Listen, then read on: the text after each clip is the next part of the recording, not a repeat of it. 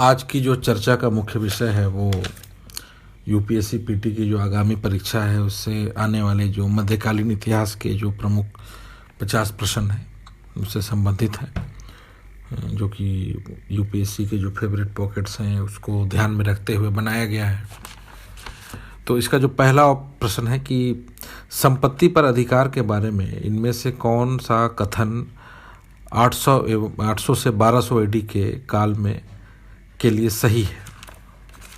तो इसका जो ए है कि अगर पति अपनी दोषी पत्नी को भी छोड़ता था तो उसे मुआवजा देना होता था। बी, संपत्ति को परिवार के अंदर ही रखने के उद्देश्य से महिलाओं को भी संपत्ति धारण का अधिकार दिया गया था। सी, अगर पति का कोई और भाई नहीं हो तो विधवा को संपत्ति धारण का अधिकार था। और डी, अगर पति का कोई और भाई नहीं हो तो विधवा को संपत्ति सी, अगर पति का कोई और भाई नहीं हो तो विधवा को संपत्ति धारण का अधिकार था। और डी जो है कि विधवाओं की संपत्ति उनकी बेटियां भी धारण करती थीं। तो इस संदर्भ में जो पहला ऑप्शन है ए बी सी, दूसरा ए सी डी, तीसरा ए बी डी और चौथा ए सी डी। तो जो सही है वो ए बी डी है, यानी सी गलत है। जो सही है कि अगर पति अपनी दोषी पत्नी को भी छोड़ता तो उसे मुआवजा देना होता था, जिसे आज हम एलिमोनी कहते हैं। दूसरा बी जो है कि संपत्ति को परिवार के अंदर ही रखने के उद्देश्य से महिलाओं को भी संपत्ति धारण का अधिकार था, ये होता था। और डी जो है कि विधवाओं की संपत्ति उनकी बेटियां भी धारण करती थी, ये भी सही है। तो जो गलत है कि अगर पति का कोई और भाई नहीं हो तो विधवाओं को भी संपत्ति धारण का अधिकार था, तो ये गलत है। इस संदर्भ में जो ऑप्शन 3 है ए बी डी वो सही है। अगला जो प्रश्न है जो दूसरा है कि रजिया में राजा के सभी गुण थे परंतु वे सही लिंग की नहीं थी। इन पंक्तियों के लेखक कौन थे। तो पहला ऑप्शन है अमीर खुसरो, दूसरा इब्न बतूता, तीसरा मिनहाज सिराज और चौथा अलबेरूनी। तो जो इसका सही उत्तर है वो है तीसरा मिनहाज सिराज। तो मिनहाज सिराज जो है उनका कथन है कि रजिया में राजा के सभी गुण थे परंतु वो सही लिंग की नहीं थी। तीसरा कि तुगलक काल में वालियुल खराज तथा मुक्तागीर कौन थे। तुगलक काल में वालियुल खराज तथा मुक्तागीर कौन थे। पहला कि ये राजस्व संग्राहक तथा ठेकेदार थे जिन्हें इक्ता की जिम्मेदारी मिली। दूसरा परगना के सैन्य अधिकारी। तीसरा डाकुओं के रूप में छदम सेना। और चौथा राजा के व्यक्तिगत गुप्तचर। तो जिसका जो पहला ऑप्शन है कि ये राजस्व संग्राहक तथा ठेकेदार थे जिन्हें इक्ता की जिम्मेदारी मिली। तो जब हम सल्तनत काल में देखते हैं कि जो जमींदारी और जागीरदारी की तरह जो वहाँ बोली लगाई जाती थी क्षेत्रों के, जो इक्तादारी व्यवस्था थी, वहाँ जो है ठेकेदारी व्यवस्था बहुत देखने को हमें मिलती है और वो कर संग्रह करते थे। तो इसका जो पहला ऑप्शन है वो सही है। दूसरा अगला प्रश्न चौथा कि निम्नलिखित कथनों का परीक्षण करें। ए, फिरोज तुगलक की तुलना रोमन सम्राट अगस्तस से इतिहासकार करते हैं क्योंकि उसने सार्वजनिक तथा सिंचाई पर विशेष ध्यान दिया। बी, फिरोज तुगलक के 37 वर्षों के शासनकाल में सिर्फ एक अमीर मलिक शमसुद्दीन दमदानी ने विद्रोह किया। तो इसका जो पहला ऑप्शन है केवल ए सही, दूसरा केवल बी, तीसरा दोनों गलत, चौथा दोनों सही। तो ये दोनों कथन सही हैं क्योंकि फिरोज की तुगलक जो है वो रोमन सम्राट अगस्तस से की जाती है उसके कार्यों के कारण। और दूसरा है कि 37 वर्ष के शासनकाल में उसके समय सिर्फ एक मलिक का जो है विद्रोह हुआ, अमीर का, जो शमसुद्दीन दमदानी था। तो दोनों सही है। अगला प्रश्न है कि इस्लामी व्यवहार के अनुसार इनमें से एक कानून की व्याख्या करता था तथा दूसरा फैसला देता था। इनके नाम क्रमशः क्या थे।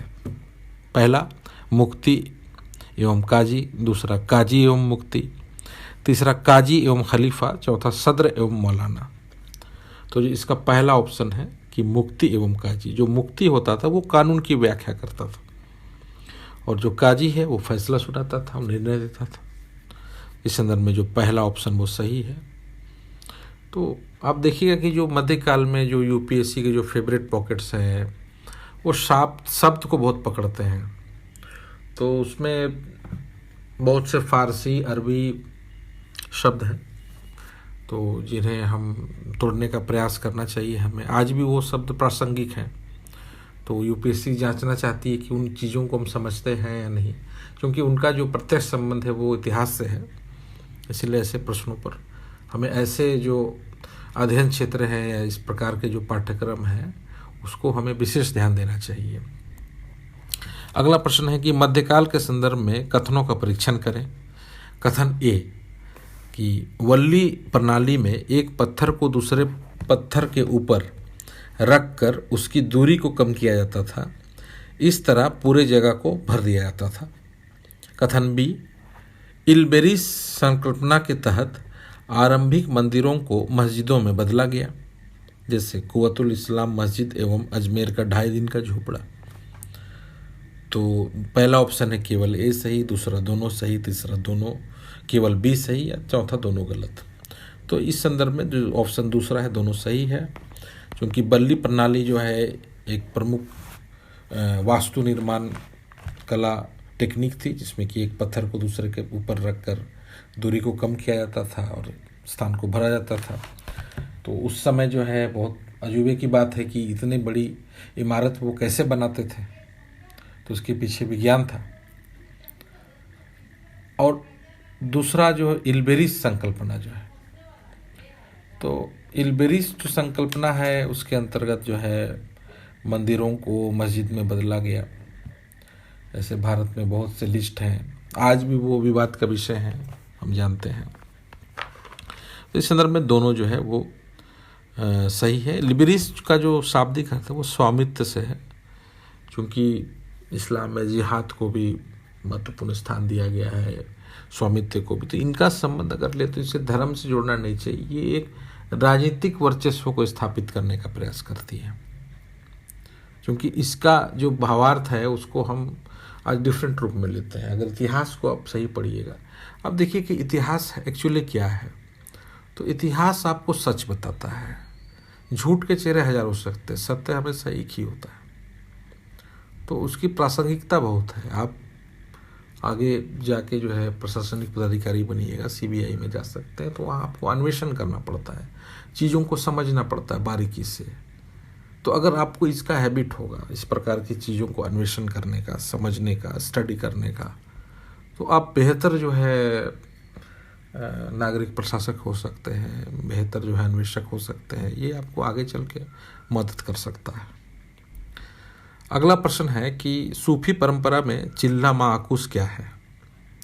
तो पहला ऑप्शन है 40 दिन की बिना भोजन के ध्यान तपस्या, दूसरा 40 दिन की कव्वाली सभा, तीसरा 1 वर्ष तक हर 40वें दिन में कुरान पाठ करना, और चौथा 40 दिन तक भोग के रूप में नशा का सेवन।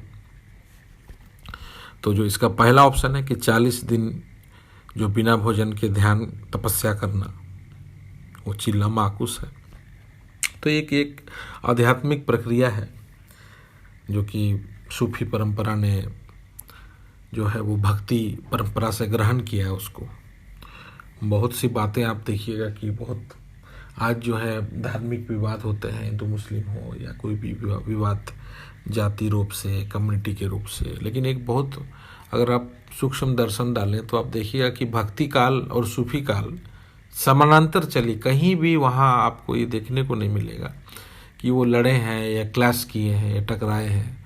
उल्टा वहाँ हुआ क्या है कि चीज़ों को एक दूसरे की का जो है वो आत्मसात किया गया। जैसे जो लंगर व्यवस्था है वो भक्ति काल से, सिख दर्शन से इस्लाम ने ग्रहण किया। जो इस्लाम में जो म्यूजिक आप देखिएगा कि एकदम वर्जित है, उसे कव्वाली समा के रूप में वो हिंदू शास्त्र से लिया गया। बहुत सी जो समानता के दृष्टिकोण है, जो समानता पर बहुत बल देते हैं, वैसी चीज़ों को हिंदू भक्ति काल ने सूफी मत से लिया। बहुत से ऐसे आध्यात्मिक प्रयोग थे, उसे जो है सूफी मत से लिया गया। तो ये परंपरा आज भी जीवंत है, तो इसका कुछ एक इतिहास में विशेष स्थान है और ये आज तक जो है लोगों के जो है भीतर समाई हुई है, ऐसी पैंट बनाई हुई है कि वो अलग नहीं हो सकती है, चाहे सभ्यता जितनी भी आई हो। तो उससे हमें बड़ी अच्छी तरह अध्ययन करना चाहिए, समझना चाहिए, क्योंकि सूफी परंपरा और भक्ति काल से बहुत से प्रश्न मुख्य परीक्षा और पीटी के लिए आते हैं। अगला प्रश्न है जो 8वां, शाही मुकुट का हर मोती गरीब किसानों के अश्रुपूर्ण नेत्रों से गिरे आंसुओं से बना मुकुट है, खून है। यह कथन किसका है? पहला बर्नी, दूसरा इब्न बतूता, तीसरा अमीर खुसरो, चौथा अलबेरूनी। तो जिसका तीसरा ऑप्शन है कि अमीर खुसरो। तो इस कथन में आपको मार्क्सवादी समाजवादी दृष्टिकोण मिलेगा, जिसमें कि वो अप्रत्यक्ष तौर पर जो शाही मुकुट और एक बहुत बड़ी विशाल सल्तनत को अप्रत्यक्ष तौर पर कटाक्ष करते हैं, जो कि गरीब किसानों से उसे जोड़ने का प्रयास करते हैं। आप देखिएगा कि इतिहास में बहुत सी बड़ी बड़ी रचनाएं हुई, शाहजहाँ के काल में हो, अकबर के काल में हो, हर्षवर्धन के काल में हो, गुप्त काल में हो, लेकिन उस स्वर्ण युग के जो विरुद्ध आप देखिएगा कि वहाँ जो आम जनता थी उनका शोषण भी हमें दिखता है, क्योंकि उनके पैसे से जो कर व्यवस्था थी उससे जो है साम्राज्य खड़ा रहता था, शोषण भी होता था, वो मजदूरी करते थे बंधुआ के रूप में, और इतने बड़े सभ्यता संस्कृति को उन्होंने बनाया। तो एक शासक अकेला उस सब संस्कृति को नहीं बना सकता था, उसके लिए जो है गरीब किसानों एवं मजदूरों एवं कारीगरों का सहयोग भी शासकों ने प्राप्त किया। तो यहाँ पर जो है यह कथन थोड़ा सा उससे संबंधित है। इसका सही ऑप्शन अमीर खुसरो है। अगला प्रश्न है कि फिरोज तुगलक द्वारा किया गया इनमें से कौन सा काम कृषि को सुधार पाने में सहायक नहीं हो पाया? पहला ऑप्शन है उन्होंने राज्य के अधीन जमीन से होने वाले भू राजस्व का वार्षिक निर्धारण करवाया। दूसरा, उन्होंने राज्य की भू राजस्व मांग को कम किया। तीसरा, उन्होंने दिल्ली के निकट 1200 फल बागान लगवाए। और चौथा, उन्होंने कृषि के अच्छे तरीके तथा अच्छी फसल का प्रयोग आरंभ किया। तो इसका जो पहला ऑप्शन है कि उन्होंने राज्य के अधीन जमीन से होने वाले भू राजस्व का वार्षिक निर्धारण करवाया, जो कि यह जो कार्य था ये कृषि को सुधार पाने में सहायक नहीं हो पाया। तो इस प्रश्न को थोड़ा सा अच्छी तरह आपको पढ़ना है और उसका विश्लेषण भी अच्छी तरह नीचे ऑप्शन में समझ के उसको करना है। थोड़ा सा ये भ्रामक होता है, इसे पूरी तरह हमें पढ़ना चाहिए। अगला प्रश्न है कि जो 10वां प्रश्न है कि बट्टेर क्या है? पहला, दुकानदार जो झुकावदार दीवारें जिसमें भवन को मजबूती एवं दृढ़ता मिलती है, जो झुकावदार दीवारें हैं जिसमें भवन को मजबूती एवं दृढ़ता मिलती है। दूसरा, सजावट का तरीका जिसमें कुरान की आयतें होती थी। तीसरा, पेड़ के ऊपर अस्थायी दुर्ग कोष्ठ। और चौथा, मंदिर एवं मस्जिद का एक साथ निर्माण। तो जो इसका पहला ऑप्शन है कि झुकावदार दीवारें जिसमें भवन को मजबूती एवं दृढ़ता मिलती है, तो ये बटेर एक टेक्निक है मध्यकाल की। अगला प्रश्न है कि बाबर के संदर्भ में इन कथनों का परीक्षण करें। ए, तुजुके बाबरी में बाबर ने बेझिझक अपनी असफलताओं को स्वीकार किया। बी, बाबर की इच्छा के अनुसार उसकी कब्र में कोई गुंबद या कोई आकृति नहीं बनाई गई। तो पहला ऑप्शन है केवल ए सही, दूसरा बी सही, तीसरा दोनों गलत, चौथा दोनों सही। तो जो इसका सही उत्तर है वो दोनों सही है, क्योंकि बाबर ने तुजुके बाबरी में अपनी असफलताओं को स्वीकार किया था और उसकी इच्छा के अनुसार उसे काबुल में दफनाया जाना था। पहले उसे आगरा में दफनाया गया 1530 में, फिर उसके बाद काबुल ले जाया गया और उसकी इच्छा थी कि वहाँ कोई आकृति नहीं बनाई जाए, क्योंकि वो नक्शबंदी जो है सूफ़ी परंपरा यानी सूफ़ी संत जो उबैदुल्लाह अहदार का अनुयायी था, इस संदर्भ में वो इससे दूर रहना चाहता था और उसकी इच्छा को पूरा भी किया गया। अगला प्रश्न है कि विजयनगर के किस शासक ने बहमनियों से सर्वप्रथम गोवा का बंदरगाह छीना था? तो पहला है हरिहर फर्स्ट, दूसरा हरिहर सेकंड, तीसरा बुक्का फर्स्ट और चौथा देवराय सेकंड। तो जो इसका दूसरा ऑप्शन है हरिहर सेकंड, जिसने बहमनियों से जो है गोवा को छीना था, जो महमूद गवां से छीना था। तीसरा अगला प्रश्न जो 13वां प्रश्न है कि राजत्व सिद्धांत पर आधारित पुस्तक नुर्रियाए सुल्तानिया की रचना किसने की? तो राजत्व सिद्धांत पर आधारित पुस्तक नुर्रियाए सुल्तानिया की रचना किसने की? पहला अमीर खुसरो, दूसरा शेख अब्दुल देहलवी, तीसरा सरहिंदी, चौथा बैहाकी। तो इसका जो सही उत्तर है वो शेख अब्दुल देहलवी है, तो कि इस संदर्भ में लिखी गई पुस्तक है। और अगला प्रश्न है कि इन कथनों का परीक्षण करें कि ए अकबर के ताम्र सिक्कों पर निस्फी, दारा एवं दामरी शब्द मिलते हैं जो शेरशाह के दाम प्रणाली पर आधारित है। बी अकबर के समय टकसालों की संख्या सर्वाधिक 76 थी, इनमें 59 में सिर्फ ताम्र सिक्के डाले जाते थे।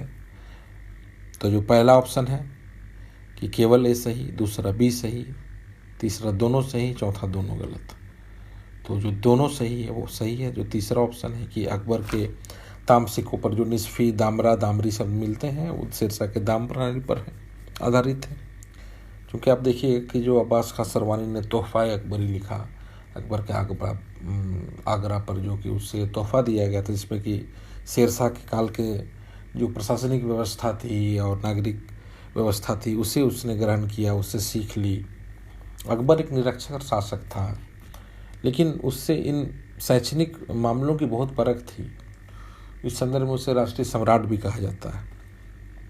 दूसरा कि अकबर के समय जो टकसालों की संख्या थी वो 76 थी, जो सर्वाधिक थी, जिसमें कि 59 सिर्फ ताम्र सिक्के डाले जाते थे। तो कि दोनों सही है। तो आपको मिलेगा कि जो फुलूस है वो ताम्र सिक्के हैं, निस्फी जो अर्ध दाम है, दामर जो चौथाई हैं, दामरी जो दाम का 8वां भाग है। तो ऐसे आपको एनसीईआरटी में आसानी से इसके शब्दार्थ मिल जाते हैं। अगला जो 15वां प्रश्न है कि औरंगजेब के काल का इतिहास किसने पूरी तरह गोपनीय रूप से लिखा क्योंकि सुल्तान इसके विरुद्ध था?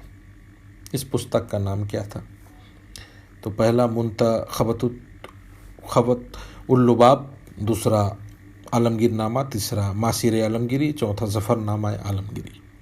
तो जो पहला ऑप्शन है कि मुंतखबतुल अल लुबाब जो है वो सही है, चूँकि इससे खाफ़ी खान ने जो है गोपनीय तरीके से लिखा था। औरंगजेब चूँकि बहुत बातों को वो निश्चित करता था, बहुत कड़े फैसले लेता था, बहुत ही तुरंत वो गुस्सा हो जाता था और मौत की सज़ा भी सुना देता था, तो उसके इतिहास को जो है वो गुप्त रूप से लिखा। जैसे कि अकबर काल में आप देखिएगा कि जो बदायूनी है उसने भी जो है बहुत गुप्त रूप से इतिहास की चर्चा की अकबर के समय, उसकी आलोचना भी की है।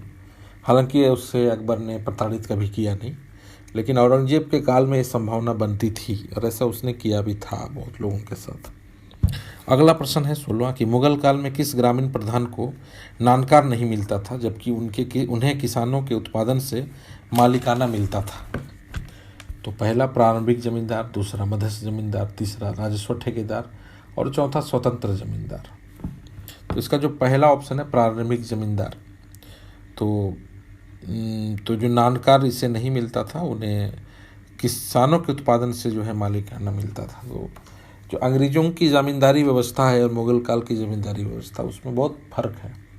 जो शोषण बहुत ज़्यादा देखने को मिलता है, क्योंकि पूरी तरह वो ठेकेदारी पर आधारित थी, बिचौली पर आधारित थी। उत्पादन हो या ना हो, शोषण बहुत था। लेकिन मध्यकाल में ऐसी कोई व्यवस्था नहीं दिखती है, बहुत ऐसी चर्चा हमें नहीं देखने को मिलती है। तो इसका जो पहला ऑप्शन है प्रारंभिक जमींदार वो सही है। तो अगला प्रश्न है कि एकमात्र अहस्तांतरणीय जागीर होती थी?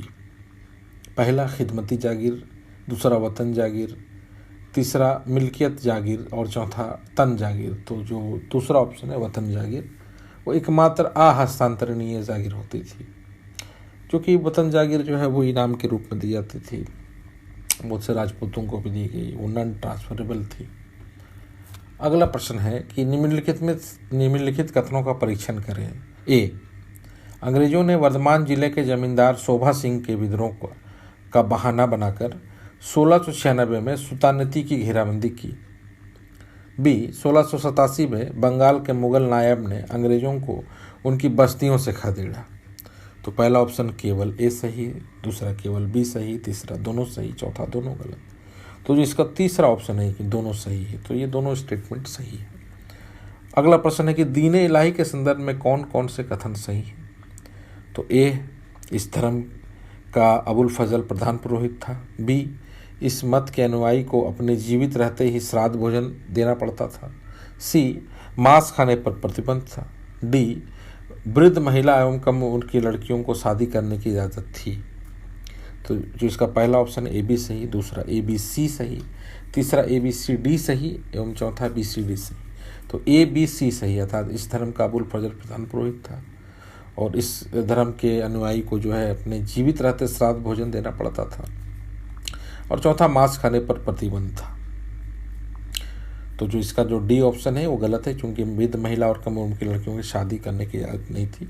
इन सब मामलों में जो है अकबर जो है वो काफ़ी सचेत दिखता है, वहाँ सामाजिक सुधार लाने का भी उसने प्रयास किया। अगला प्रश्न है कि इतिहासकार स्मिथ के अनुसार किस कलाकृति को उसने कहा कि ना तो अतीत में ना ही भविष्य में ऐसी वास्तु नमूना मिलेगा। पहला ताजमहल, दूसरा दीवाने खास, तीसरा फतेहपुर सीकरी, चौथा जहांगीरी महल। तो तीसरा जो इसका ऑप्शन है फतेहपुर सीकरी। तो इसे आप अगर विस्तृत में जानिएगा तो वहाँ आप देखिएगा कि फतेहपुर सीकरी में आपको हिंदू दर्शन, इस्लामी दर्शन, इवन क्रिश्चियन दर्शन, जो चर्च का जो दृश्य मिलता है, बौद्ध दर्शन, ऐसी सामाजिक संस्कृति का जो झलक है वो मुझे नहीं लगता पूरे विश्व में कहीं मिलती है। तो इस संदर्भ में स्मिथ ने उसे ये दर्जा दिया कि ना अतीत में ना ही भविष्य में ऐसा वास्तु नमूना मिलेगा। तो इसका सही ऑप्शन है फतेहपुर सीकरी। अगला जो प्रश्न है, अकबर के समय प्रथम फारसी संस्कृत शब्दकोश का नाम क्या था। तो पहला जो ऑप्शन है पारसी प्रकाश, दूसरा संस्कृत फारस, तीसरा कृपा रस कोश और चौथा दरियाए गंग। तो जो इसका जो पहला ऑप्शन है कि पारसी प्रकाश, तो इसका जो प्रथम फारसी संस्कृत शब्दकोश का नाम था वो पारसी प्रकाश। अगला प्रश्न है कि औरंगजेब के अनुसार भूराजस्व शरीयत के अनुसार ली जानी थी, उसकी दर क्या थी। पहला ऑप्शन है 1/3, दूसरा 1/4, तीसरा 1/2 यानी 1/2 और चौथा 2/3। तो जो इसका सही उत्तर है हाफ है, यानी 1/2 है। अगला प्रश्न है कि निम्नलिखित कथनों का परीक्षण करें। कथन ए, किसानों की भूमि पर अधिकतम अधिकार को मिरासी कहते थे। कथन बी, मुकासादार राज्य के सीधे प्रबंधन प्रणाली वाली भूमि की देखरेख करते थे। सी, जो सेना नायकों को सेना के रखरखाव के लिए मुकासा और सरंजाम भूमि दी जाती थी, जिसे जागीर या सरंजामी कहते थे। और डी, शिवाजी का साम्राज्य 3 प्रांतों में विभाजित था, जिसका मुखिया सर सूबेदार होता था। तो इन कथनों में से कौन से सत्य हैं। तो पहला सी डी, दूसरा बी सी डी, तीसरा ए सी डी और चौथा ए बी सी डी। तो ये सभी कथन सत्य हैं, जो ए बी सी डी। अगला प्रश्न है कि मध्यकाल में एक अनोखी व्यवस्था थी कि भक्ति आंदोलन एवं सूफी आंदोलन न कभी आपस में टकराते नहीं थे। इस संदर्भ में किसने राम एवं कृष्ण को पैगंबर घोषित किया था। मैं फिर से रिपीट करता हूँ कि मध्यकाल में एक अनोखी व्यवस्था थी कि भक्ति आंदोलन एवं सूफी आंदोलन कभी आपस में टकराते नहीं थे। इस संदर्भ में किसने राम एवं कृष्ण को पैगंबर घोषित किया था। पहला मिर्जा राजा जान, दूसरा मिर्जा मजहर जान, दूसरा जैनुल आबिदीन, तीसरा चौथा दारा शिकोह। तो जो दूसरा ऑप्शन है मिर्जा मजहर जान ने, इन्होंने जो है पैगंबर घोषित किया राम एवं कृष्ण को। अगला प्रश्न है 25वां, जो अंतिम, जो इस खंड का अंतिम है कि यह परिसर आयताकार एवं ऊंची दीवारों से घिरा है। दक्षिण के मध्य में एक ऊंचा प्रवेशद्वार एवं अष्टकोणीय भित्तियाँ, पूरब एवं पश्चिम कोने में 2 मस्जिद तथा जालीदार कोष्ठिका। यह विशेषता किस वस्तु या भवन की है। तो पहला आगरा का किला, दूसरा ताजमहल, तीसरा सफदरजंग का मकबरा और चौथा राबिया दौरानी का मकबरा। तो जो इसका ऑप्शन है दूसरा ताजमहल, जो बहुत चर्चित है। तो बहुत बार हम ताजमहल को देखते हैं और लेकिन उसकी जो विशेषता है, छोटी छोटी विशेषता, उसे हम समझ नहीं पाते हैं। आप देखिएगा कि जो बहुत स्टडी करते हैं इसको, बहुत बारीकी से वो डिज़ाइन को देखते हैं, उसके भवन को देखते हैं और उसका विश्लेषण हम इस प्रकार करते हैं कि हमें समझ में नहीं आता है कि वो किस वास्तु का भाग है। तो इस प्रकार जो है इसका सही उत्तर जो है वो ताजमहल है।